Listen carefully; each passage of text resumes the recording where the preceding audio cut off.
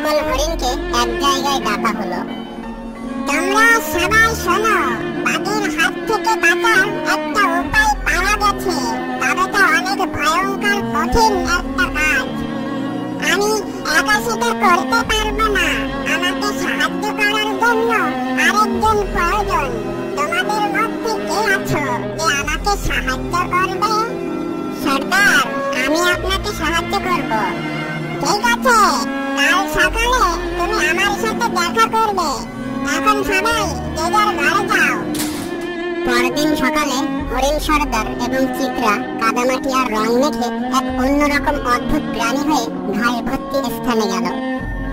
সর্দার, আমার খুবই ভয় লাগছে, কখন যে বাঘ চলে আসে। ভয় তো আমারও লাগছে, কিন্তু ভয় পেলে চলবে না। আমরা এখন আর হরিণ না, আমরা বাঘ থেকে প্রাণী, আমরা বাঘ ধরে খাই। আপনি এসব কি বলছেন সর্দার? শোন, আমি যা বলবো তুইও গলার স্বর পরিবর্তন করে আমার সাথে তাল মেলাবি, আমাকে সাহায্য করবি। কিছুক্ষণ পর বাঘ খাবার খুঁজতে খুঁজতে সেখানে এসে দেখে এক অন্যরকম অদ্ভুত দুটি প্রাণী। এটা আবার কোন প্রাণী এমন অদ্ভুত আর ভয়ঙ্কর? কোত্থেকে এসে জুটেছে ওরা? কি বলছে? একটু কাছে গিয়ে ঝোপের আড়াল থেকে শুনি তো। একটু আগে একটা বাঘ আসতে দেখলাম আমাদের দিকে, কোথায় গেল রে? আর দেখতে পাচ্ছি না যে, অনেক দিনের সাপ একটা রোস্টপুষ্ট বাঘ খাবো। বাঘের মাংস খাওয়ার শখ হচ্ছে না? দাঁড়া, তোদের ঘাড় মটকে দেব। হালুম। শালবনের সাপ বাঘ খেয়ে তো এই বনে আসলাম, শুনেছি এই বনে নাকি অনেক রোস্টপুষ্ট বাঘ আছে, আমরা অনেক মজা করে খেতে পারবো।